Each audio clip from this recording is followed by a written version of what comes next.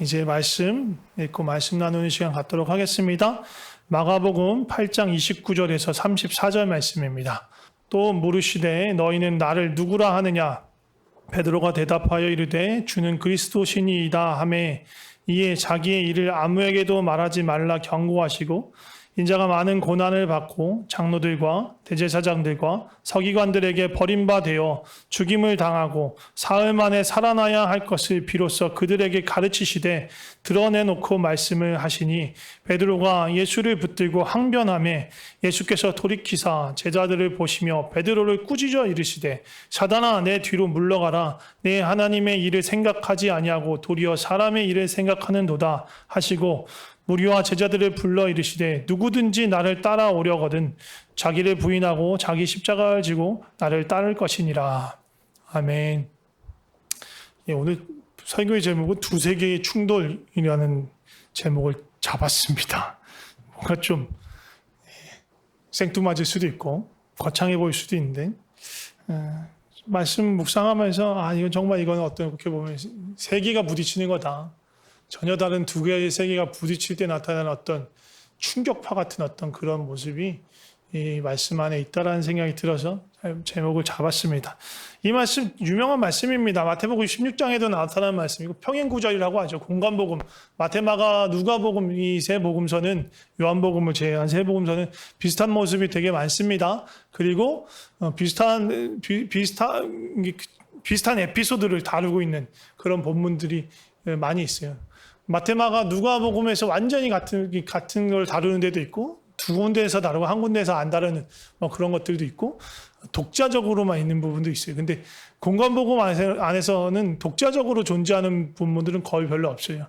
세 개가 어떻게든 다 연관돼 있고 적어도 두 개하고는 관련돼 있는 부분들이 상당히 많습니다. 아무튼 그래서 우리가 마태복음 본문으로 많이 봤는데 오늘은 마가복음 본문으로 보면서 조금 더 강조하고 있는 부분을 보려고 해요. 가이사랴 빌립보 혹은 빌립보 가이사랴라고 불리는 지역에서 있었던 사건입니다.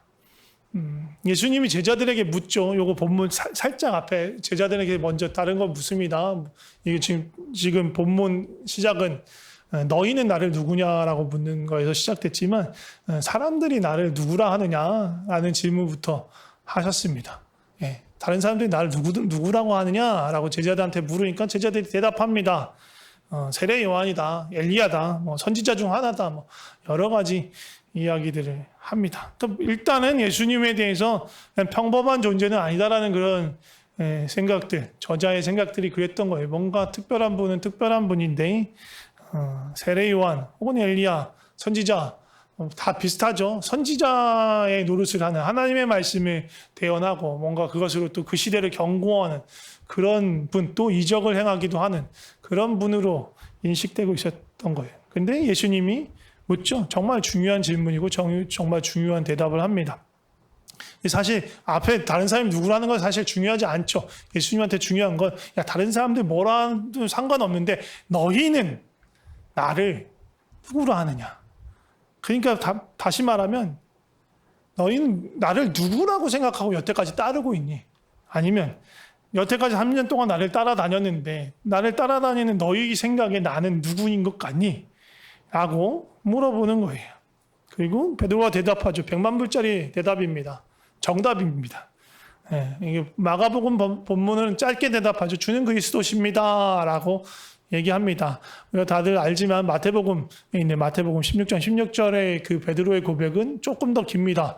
주는 그리스도시요 살아계신 하나님의 아들이십니다. 라고 고백합니다. 너무너무 귀한 고백이고요. 너무너무 중요한 믿음의 고백입니다.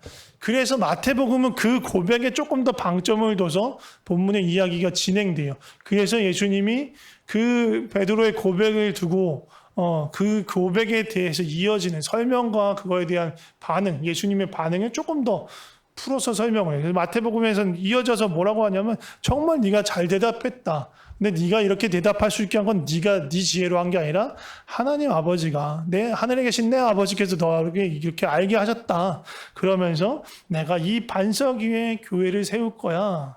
그리고 천국 열쇠를 줄 테니까 누구든지 땅에서 매면 하늘에서도 맬 것이고 땅에서 풀면 하늘에서도 풀릴 거야 라고 얘기를 하세요. 그러니까 이 지금 베드로가 고백한 이 믿음의 고백에 대해서 너무 귀히 여기고 이게 너무 중요한 것이다. 그리고 이게 신약의 교회 시대에 초대교회에 이게 너무너무 중요한 것이다라는 그런 얘기에 마태복음은 그걸 더 강조를 하고 있는 거예요. 근데 마가복음은 그렇지 않아요. 그건 정말 짧게 끝났어요. 그냥 주는 그리스도신이다 라고 하는 그 대답에서 끝나고요. 자기 일에 거기에다 가타부터 얘기를 하지 않고 자기 일에 대해서 아무에게도 말하지 말라고 하시면서 또 그 다음 바로 이어지는 게 뭐냐면 예수님께서 잡히시고 고난당하시고 십자가에 죽으시고 부활하신 것에 대해서 바로 이어져서 얘기합니다. 마태복음하고 조금 분위기가 달라요. 그리고 그거에 대해서 반응하는 베드로의 모습. 어떻게 보면 그 예수님이 십자가의 그 고난과 십자가 죽음과 부활에 대해서 말씀하기 전과 후에 베드로의 반응이 상이하게 다른 걸 보여주는 거예요. 그러니까 베드로의 그 모습이 그 고백을 예수님의 그 선포를 중심으로 완전히 달라지는 상반되는 그 전에는 예수님 주는 그리스도십니다 라고 고백했던 베드로가 그 뒤에 뭐라고 하냐면 제가 늘 요거 말씀할 때 그 얘기를 했는데 예수를 붙들고 항변하매 이 항변하매가 이게 뒤에 그 33절에 있는 베드로를 꾸짖어 이르시되 하고 같은 단어를 쓰는 거야. 꾸짖다라는 뜻의 말을 베드로가 감히 예수님께 꾸짖다라고 말을 쓸 수는 없으니까 번역하면서 같은 단어를 썼어요. 근데 헬라어로는 같은 단어예요. 같은 단어인데 감히 그렇게 번역하기 불편하니까 32절에는 항변한다라는 말을 썼고 33절에는 꾸짖어 이르신지라는 말을 쓴 거예요. 똑같은 말이에요. 단어는. 그러니까 그 정도로 베드로가 예수님을 붙잡고 꾸짖듯이 이게 말이나 되는 소리입니까? 라고 따져 묻는 거예요. 말도 안 됩니다. 무슨 소리를 하는 겁니까? 그 전에 바로 직전에 주는 그리스도십니다 라고 고백했는데 얼마 지나지 않아서 주님께 따져 물으면서 주님을 몰아세우면서 이게 말이 다 되는 소리냐고 꾸짖듯이 들이대는 게 지금 베드로의 모습인 거예요. 그러니까 마태복음보다 이 마가복음에 훨씬 베드로의 모습이 선명하게 뚜렷하게 대조돼서 보이는 거예요.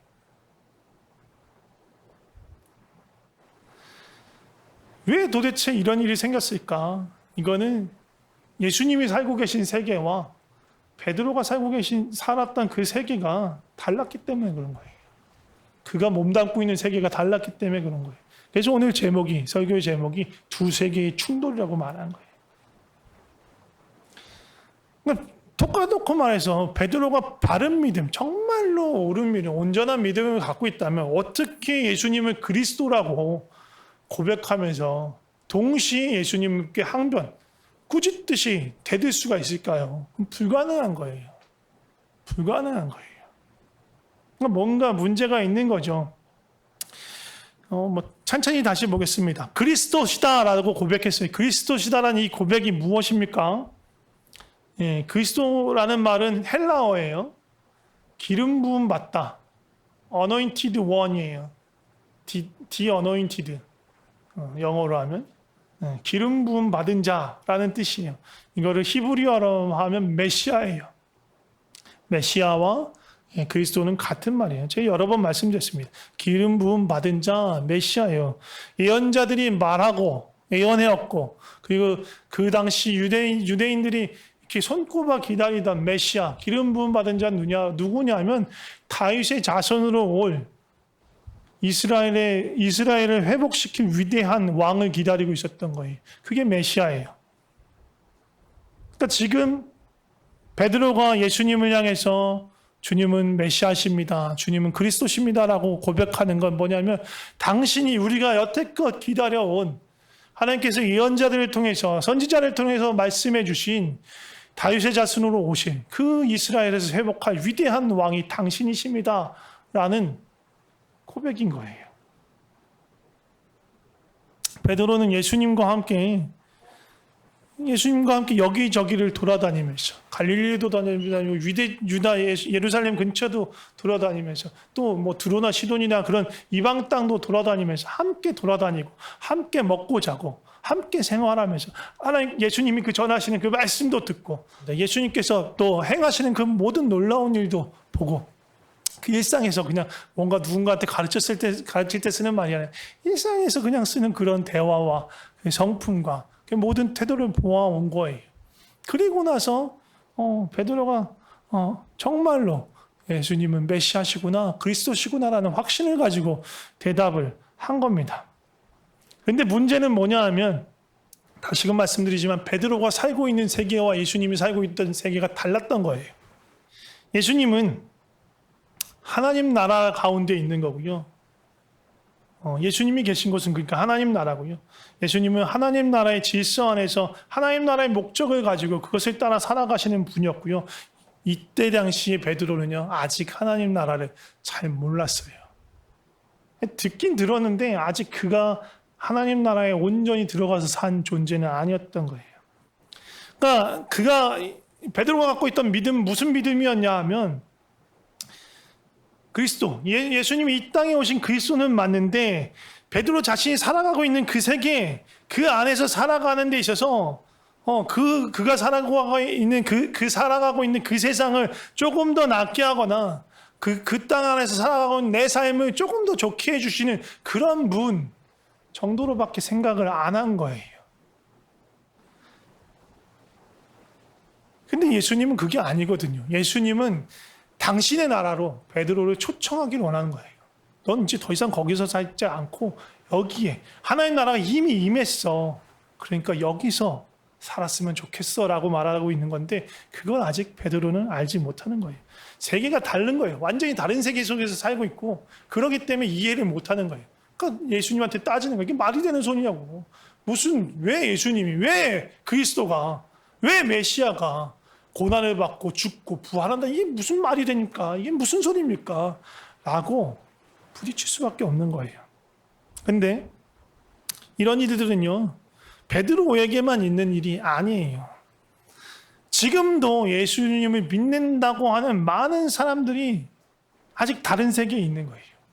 하나님 예수님이 부르시는 그 세계로 초청하시는 그 세계로 가지 못하고 여전히 그냥 이 세계에 남아서 베드로처럼 때로는 항변하고 때로는 실망하고 때로는 원망하면서 살아가고 있는 겁니다.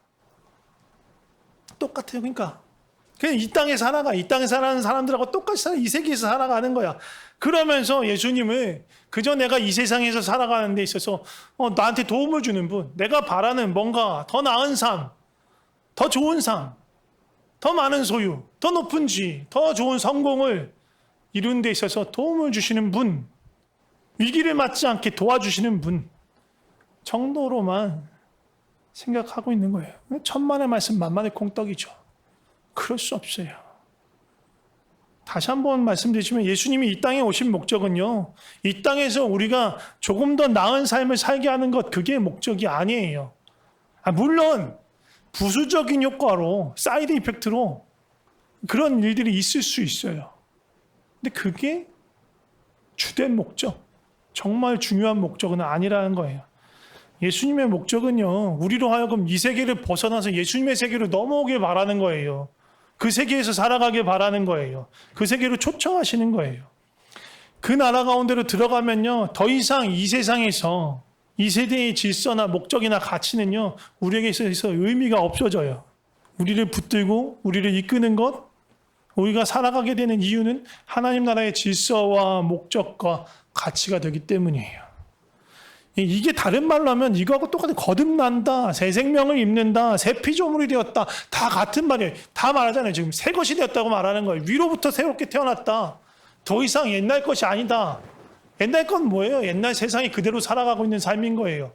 새 피조물이 되고 새 생명을 갖고 거듭 태어난 건 뭐예요? 이제 이전 세계가 아니라 이 세계에서 예수님이 계신 그 세계에서 예수님의 나라에서 하나님의 나라에서 새롭게 태어나서 그 안에 질서와 그 안에 목적과 그 안에 생명을 가지고 살아가는 거란 말이에요.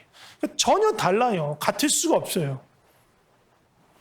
하나님의 나라의 질서와 목적과 뜻은 다른 말로 하면 하나님의 생각과 뜻과 마음이에요. 그걸 알아가는 것. 그러니까 하나님 바라보시는 것, 하나님 이루시길 원하는 것, 하나님이 지금 행하고 계시는 것, 하나님이 찾길 원하는 것, 하나님 가기를 원하시는 곳, 하나님이 만나시길 원하는 분들, 또 하나님이 하기를 원하시는 그런 말씀들, 그것들이 나를 통해서 드러나게 하는 것, 그게 하나님의 나라의 질서예요. 그것이 우리를 사로잡고 그렇게 살아가는 것, 그게 새로운 피조물로 부활한 새 생명으로 살아가는 삶입니다. 내가 구원받은 자인지 가장 확실히 알 수 있는 건 내가 어느 세계의 질서를 따르고 있는지를 보면 돼요. 내가 지향하는 것, 내가 추구하는 것, 내 마음과 생각과 뜻이 어디로 향하고 있는가를 보면 알 수 있어요. 그것이 하나님의 마음과 생각과 뜻을 쫓고 찾고 구하면서 그것을 따라가려고 하느냐, 아니면 내가 원하는 것, 내가 바라는 것, 내가 이루기를 원하는 것, 그것을 여전히 붙들고 살아가고 있느냐. 두 가지 길은 확연히 다른 길이에요. 이 당시에 베드로는요, 아직 예수님의 나라로 온전히 넘어간 사람이 아니에요. 3년 동안 계속 예수님의 말씀을 들어오고 하나님 나라에 대해서 듣고 들어왔지만 아직도 그는 세상 가운데, 그가 알고 있던 세상 가운데, 그 세계 가운데 살고 있는 사람이었어요. 근데 예수님 말씀하십니다. 하나님 나라에 속하신, 하나님 나라 안에 계신, 아니 하나님 나라 자체이신 예수님께서 뭐라고 말하냐면, 이 하나님 나라의 길, 이 하나님 나라의 생명이 가는 길은 무엇이냐면 십자가의 길이다라고 얘기하는 거예요. 인자가 많은 고난을 받고 장로들과 대제사장들과 서기관들에게 버림받아 죽임을 당하고 사흘 만에 살아나야 할 것이다. 이게 예수님이 가시는 그 다른 세계의 길, 고난과 죽음과 부활이 바로 그 길이다라고 말하는 거예요. 베드로는 이전 세계 그대로, 이 땅의 세계 그대로 살고 있기 때문에 도저히 예수님의 말씀을 이해할 수 없어요. 말도 안 되는 말이에요. 고난과 죽음과 부활이라니. 그래서 따지는 거예요. 네, 예수님 말씀하시죠. 누구든지, 다시 한번 이거 확인사살하는 거예요. 누구든지 나를 따라오려면 자기를 부인하고 자기 십자가를 지고 나를 따라야 된다. 무슨 말이에요? 똑같이 동일하게 십자가의 길로 와야 된다라고 얘기하는 거예요. 나를 따라오는 길은 다른 길 가는 거 아니야. 내가 간 그 십자가의 길 같이 가는 거야. 이 세계에서 사는 건, 내가 속한 세계, 하나님 나라에 살아가는 건 나와 같은 그 길 걸어가는 거야. 자기를 부인하고 내 것이라고 생각했던 걸 다 내려놓는다는 거예요. 내 권리, 내 소유, 내 집착, 나 다른 사람으로 받고 싶은 그런 칭찬과 인정, 그런 거 다 내려놓고 나의 자존심 다 내려놓고 예수님이 따라오는 그 고난의 길, 십자가의 길 따라가는 거예요. 그리고 나서 예수님 말씀하십니다. 누구든지 이 음란하고 죄 많은 세대에서 나와 내 말을 부끄러워하면 인자도 아버지의 영광으로 거룩한 천사들과 함께 올 때 그 사람은 부끄러워하리라. 예수님 말씀하신 이 말, 나를 따르려면 십자가의 길을 가야 돼. 또 십자가를 지신 그 예수님, 온갖 수치와 죄를 짊어지고 그 십자가에 달리신 그 예수님, 그 예수님을 부끄러워하고 그 예수님이 따라오라고 하는 이 십자가의 길을 부끄러워하는 사람, 꺼려워하는 사람, 달가워하지 않는 사람은 하나님 나라에서도 똑같다. 꺼려하고 달가워하지 않으면 네가 당하게 될 것이다. 라고 이야기하는 것입니다. 아마 이런 얘기를 들으면 막 이런 생각을 하실 수도 있어요. 아니 뭘 그렇게까지 무슨 생명을 걸고 목숨을 걸고 무슨 그렇게 교회를 다녀야 돼. 교회를 다니고 예수님을 만나는 것은 예수님을 따라가고 예수님과 함께하는 그 삶을 그냥 수많은 종교와 그런 종교 생활 중에 하나 정도로 생각하는 사람들은 그렇게 생각할 수 있어요. 야, 교회 너무 열심히 하지 마라. 뭐 하는 거냐. 적당히 해라. 그런 생각할 수 있고 그렇게 권면할 수도 있어요. 네 할 거 챙겨가면서 해라. 아니요. 세상의 거짓말들이에요. 십자가의 길, 예수님의 부르심과 완전히 반대되는 길이에요. 내 할 것 챙기면서 적당히 하나님 나라는 쫓아갈 수 있는 곳이 아니에요. 내 온 삶을 들여서 전 삶으로 거기를 쫓아가야 되는 거예요. 세상이 바뀌었다니까요. 내가 살고 있는 세계가 바뀐 거예요. 더 이상 나는 이 땅에 속한 사람, 이 세계에 살고 있는 사람이 아니에요. 하나님 나라는 죽어서 가는 게 아니에요. 물론 죽어서 가기도 하고 예수님 이 땅에 와서 완성되는 하나님 나라도 있지만 지금부터 예수님의 생명으로 살아가고 있는 우리는 지금부터 하나님 나라에 속해서 살아가는 거예요. 우리의 세계가 바뀌었다고요. 그게 우리의 삶이에요. 이 당시에 베드로와 제자들은요, 이렇게 예수님의 세계를 이해하지 못하고 받아들이지도 못했어요. 그런데 어떻게 해서 이 제자들이 그들이 있었던 그 이 땅의 세계를 뛰어넘어서 하나님 나라에 속한 자들이 되었을까? 쉽게 된 건 아니고 한순간에 된 건 아니에요. 과정들이 있었죠. 예수님 이렇게 이 말씀하시고 얼마 되지 않아서 정말로 예수님 말씀하신 그대로 그 일들이 일어났어요. 잡히시고 고난당하시고 수치를 당하시고 십자가 달려 죽으시고 부활하신 사건들을 지나갔어요. 목격자가 되었죠. 근데 그 과정 속에서 제자들은 정말 자신들이 갖고 있었던 인간적인 기대, 그것들이 무너지는 것들을 경험했어요. 예수님 무덤에 계신 그 3일 동안 많은 생각들을 했을 거예요. 그들이 여태까지 붙잡아왔던 건 무엇이었는지, 그들이 바래왔던 건 무엇인지, 그리고 예수님 말씀하셨던 건 무엇인지 곱씹는 그런 생각들이 있었을 거예요. 그리고 부활하신 예수님을 만납니다. 그리고 예수님께서 다시 40일 동안 제자들에게 하나님 나라를 가르쳐 주세요. 그리고 예수님이 승천하십니다. 근데 승천하시기 직전에 제자들이 물어본 게 뭔지 아세요? 그런데 주님, 이스라엘의 회복은 도대체 언제입니까? 아직도 그들이 갖고 있는 그 세계의 질서와 가치와 목적이 그대로 남아 있었던 거예요. 여전히 그렇게 죽으심과 십자가와 부활과 그 모든 것을 다시 경험하고 40일간 다시 집중 훈련을 받았음에도 불구하고 아직 여전히 완전히 이쪽 세계를 못 건너간 거예요. 이쪽 세계에 미련이 계속 있는 거죠. 근데 그것이 온전히 뒤바뀌는 때가 언제예요? 오순절, 성령의 강림 사건, 성령님께서 내주하실 때 새롭게 됐어요. 온전한 변화가 이루어졌어요. 더 이상 이스라엘 나라의 회복을 걱정하지 않게 됐어요. 그냥 그들은 그저 예수 그리스도의 증인으로 또 예수님이 가르쳐 주신 그 하나님 나라의 질서 가운데서 서로를 사랑하면서 이웃을 사랑하면서 예수 그리스도를 증거하면서 그렇게 살아가기 시작했던 거예요. 삶이 변화됐어요. 세계가 바뀌었어요. 예수님이 우리를 지금도 초청하시는 건요, 이 땅에서 잘 먹고 잘 사는 것을, 안 아프고 사고 안 당하고 좋은 일 많이 생기고 돈 많이 벌고 좋은 대학 나오고 좋은 배우자 만나서 행복한 가정을 꾸리는 것. 근본적으로 예수님이 바라시는 건 그게 아니에요. 세계를 건너오시길 바라는 거예요. 그 영원한 생명에 잇대어 살아가시길 지금도 바라시는 거예요. 우리도 이 세계를 건너가는 건 그렇게 쉬운 일이 아니에요. 교회에 아무리 오래 다닌다고 해서 그저께 되는 일이 아니에요. 예수님을 믿는 믿음이 조금씩 생겨면서 이 갈등이 시작되기 시작하는 거예요. 내가 속한 세계, 이전까지 살아왔던 그 세계와 예수님이 부르는 그 세계의 간극이 나타나요. 부딪히기 시작해요. 그리고 어떨 때는 조금 더 확실하게 예수님의 초청이 드러날 때가 있어요. 보통은 고난의 모습으로 우리에게 찾아올 때가 있어요. 고난을 만나면 부딪히는 거예요.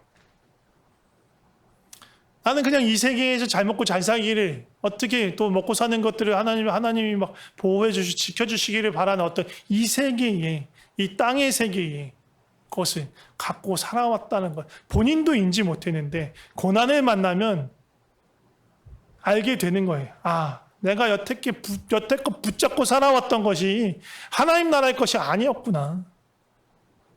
그냥 이 땅에 속한 것, 이 세계의 것을 내가 붙잡고 살아왔었구나. 내가 바라는 거의 대부분의 건 땅의 것이었구나. 그래서 땅의 것들의 소망이 사라지기 시작하니까 내가 이렇게 흔들리고 불안해하고 내 믿음은 이것밖에 안 됐구나 라는 걸 알게 되는 거예요. 하나님께서 우리에게 은혜를 주신다면, 그때 우리를 주신다면 우리 안에 심겨두신 그 하나님 나라의 씨앗들이, 그 진리들이 우리를 새롭게 하기 시작했어요. 성령님께서 그것들을 깨닫게 하시고 생각나게 하시고, 그러면서 우리로 하여금 내가 딛고 있었던 이 땅의 세계가 아니라 하나님의 세계를, 하나님의 나라를 꿈꾸며 바라보며 그쪽으로 건너가게 하시는 거예요. 고난 가운데서 하나님을 구하기 시작할 때 그러한 일들이 종종 일어납니다. 처음은 그렇게 기도하죠. 이 문제를, 이 상황을 해결할 수 있게 해주세요. 막 기도하는데 그 기도 가운데 하나님께서 보여주시는 것은 내가 얼마나 영적으로 절망적인 상황 가운데 있는지, 내가 얼마나 죄악과 탐욕 가운데 이 세계 것을 붙잡고 그것을 놓고 싶지 않아 하는지 보여주시는 거예요. 그 상황을 보면 이제 다른 간구가 시작돼요. 문제와 상황을 해결하기 위한 것이 아니라 이 절망적인 내 영적 상태에서 주님 나를 건져달라는 그런 기도가 터져 나오는 것입니다. 그래서 그 고난과 어려움 가운데서 오히려 고난이 때로는 선물이 되는 것이 온전히 하나님을 만나고 나의 믿음이 새로워지고 내가 정말로 하나님 나라라는 그 안에서 새로운 세계에서 살게끔 하는 놀라운 은혜의 방편이 되기 때문이에요. 베드로에게도요, 최악의 상황에서 예수님이 베드로에게 찾아오셨습니다. 다시 찾아오셨죠. 갈릴리 호숫가에 찾아오셔서 그리고 그에게 말씀하십니다. 네가 나를 사랑하느냐?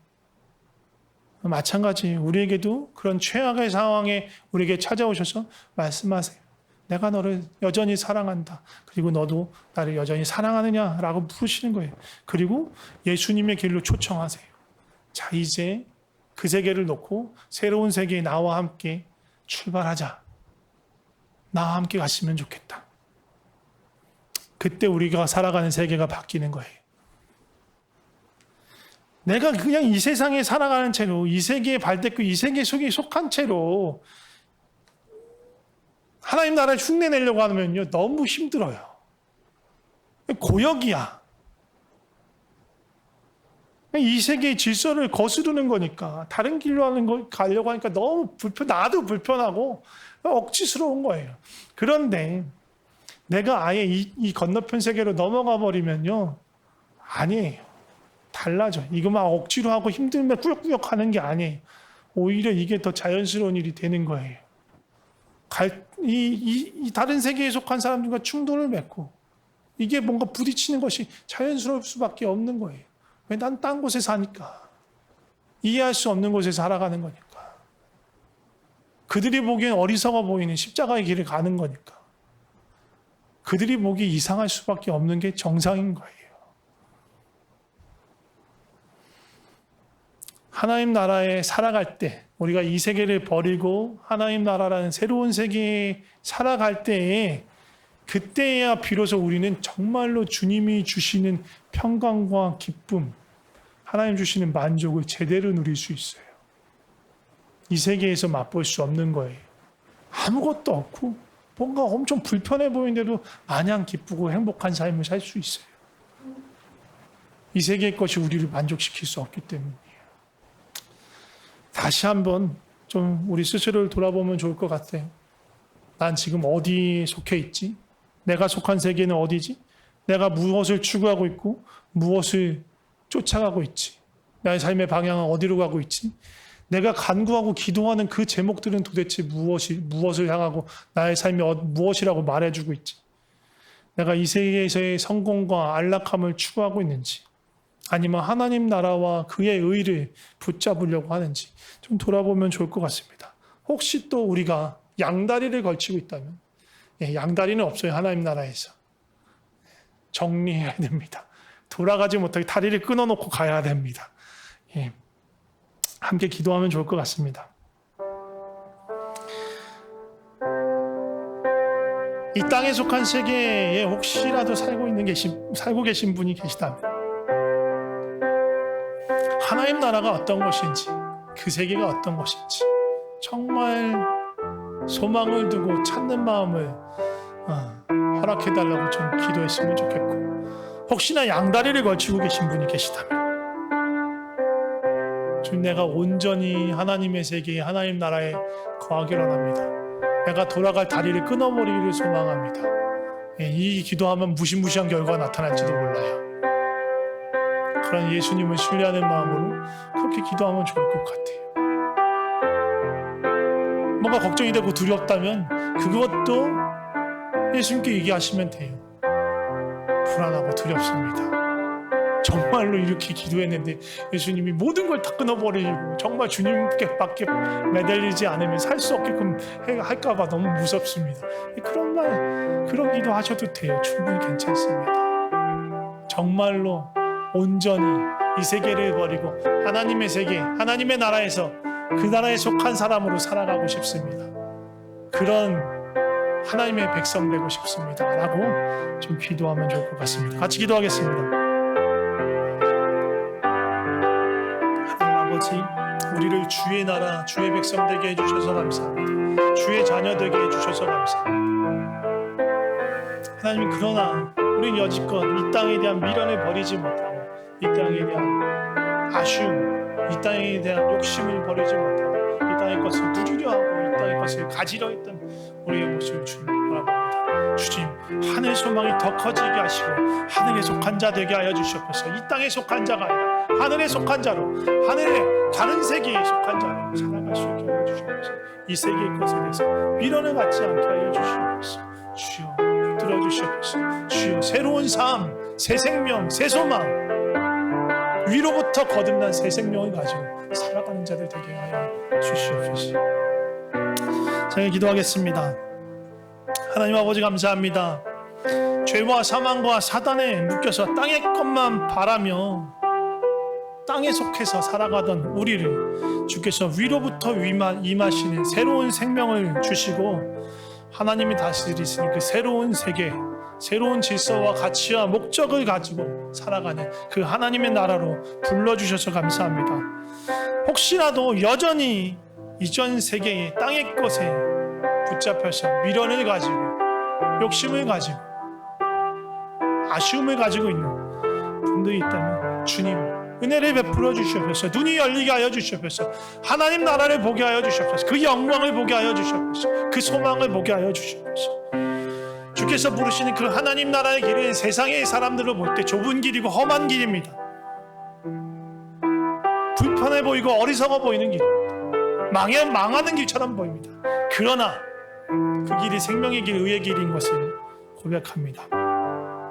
좁은 문으로 가는 삶, 십자가 길을 따르는 삶, 소유에 대한 집착을 버리고 나누어주는 삶, 높아지려는 욕심을 버리고 낮은 자 가운데 함께하는 삶, 우리의 삶의 주인이신 예수님이 살아가셨던 삶의 방식이고 예수님이 지금도 행하시는 길이고 예수님이 우리를 부르시는 길이고 예수님이 가신 길이고 예수님이 머무시는 곳입니다. 우리가 그곳에 주님과 함께 있기를 원합니다. 땅에 속한 이전 것은 모두 다 지나갔습니다. 주님, 우리가 하늘에 속한 새로운 생명을 가진 자로 하나님의 꿈을 품고 성령님의 능력으로 예수님을 우리의 삶으로 나타내며 살아가게 하여 주시옵소서. 주님, 감사합니다. 예수님의 이름으로 기도드립니다. 아멘.